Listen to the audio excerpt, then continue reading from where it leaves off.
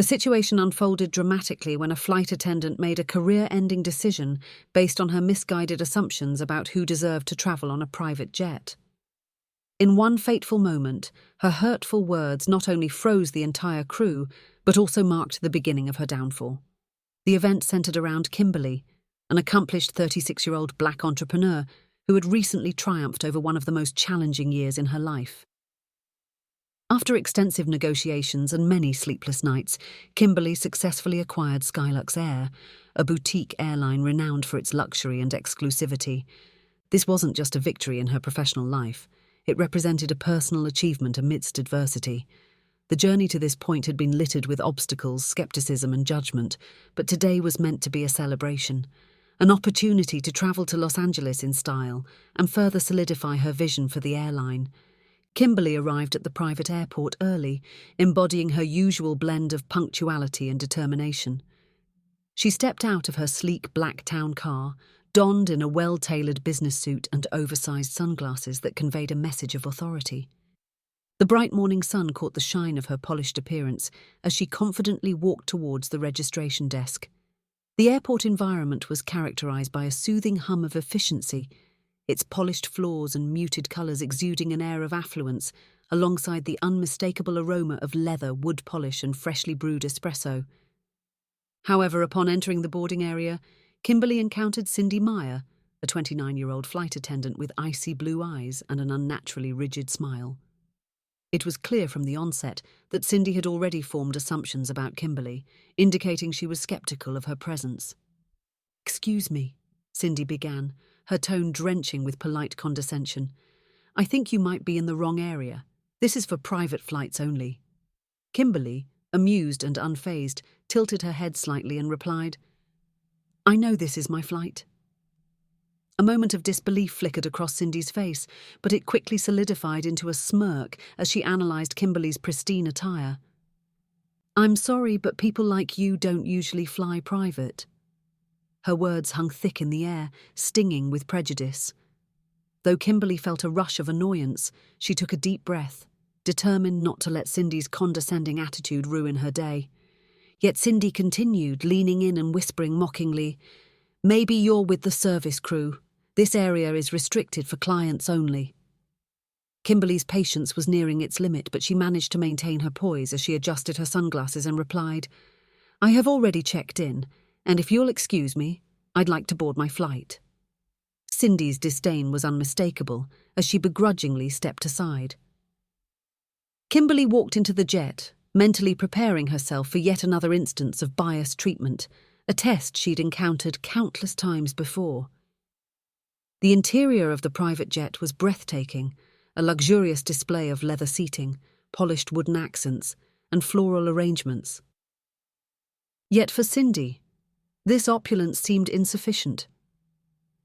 Feeling the need to establish her authority, she approached Kimberly, who was calmly reviewing documents on her tablet, her demeanor reflecting confidence and tranquility. "Enjoying the view?" Cindy asked, her sugary tone dripping with sarcasm. She leaned closer, lowering her voice theatrically. "I bet this is the first time you've been in such luxury. Soak it in while you can, honey, because, let's be real, it's not for people like you." Kimberly paused, her finger hovering over the tablet screen as she turned to meet Cindy's gaze, her expression unnervingly calm. "Excuse me," she replied evenly, "but I believe you're stepping way outside your job description." Cindy seemed caught off guard but quickly regained her bravado. "Oh, sweetie, you really have no idea who you're talking to," she sneered, her confidence booming through the cabin. "Let me spell it out for you. You don't belong here."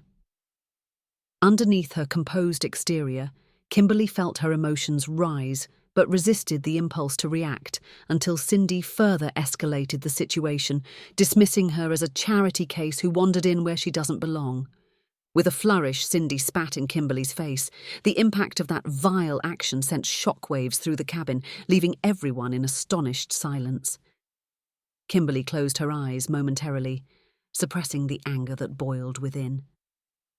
With deliberate elegance, she retrieved a silk handkerchief, wiped her face clean, and straightened her blazer. "You," Kimberly asserted, her voice steady and cool. "Have just made the biggest mistake of your life." Before Cindy could react, the cockpit door swung open, revealing Captain Thomas Reeves, a seasoned pilot who quickly sensed the tension. Upon recognizing Kimberly, his face drained of color. "Miss," he stammered, his tone shifting from irritation to surprise. "I didn't realize you were on board already." Cindy's confidence shattered in an instant, her face reflecting the abrupt realization of her miscalculation. Kimberly remained silent, the dynamics starkly in her favor now. "I deeply apologize for this incident," Captain Reeves said, addressing Kimberly with newfound respect. "We had no idea you'd already boarded." Cindy's previous demeanor turned to dismay as she understood that the woman she had insulted was not just any passenger but the billionaire owner of Skylux Air. Kimberly's gaze pierced through Cindy's panicked expression. "I have one simple rule," she stated firmly. "A client is a client, no matter the color of their skin. But I will not tolerate this kind of behavior from my employees." Captivated by her words, the atmosphere shifted. Other crew members witnessing the confrontation started voicing their apologies to Kimberly, severing themselves from Cindy's toxic behavior. Captain Reeves then assured Kimberly that he would escalate the incident to corporate, underscoring that such conduct was unacceptable at Skylux Air. The authority in his tone reflected the seriousness of the matter, resonating throughout the cabin. Turning her attention back to Cindy, Kimberly took a moment to let the silence linger before delivering her final verdict. "You're done here. Gather your things and get off my plane." With her face crumpled and defeated, Cindy complied and left the jet without further debate. The atmosphere returned to one of professionalism as Kimberly settled back into her seat, feeling a mix of satisfaction and relief. As the engines roared to life, Kimberly reflected on the entire ordeal. This experience was more than a personal victory. It conveyed a broader message against prejudice. She believed that this incident would ripple across her company, instilling a culture of respect and equality. Looking through the window as the plane ascended, Kimberly felt an overwhelming sense of purpose, knowing that she had transformed a moment of disrespect into a powerful lesson in dignity and acceptance. Have you ever faced a similar situation? How would you have reacted if you were in Kimberly's position? Let's discuss how we can all contribute to creating a world where respect and equality prevail. Your opinion matters.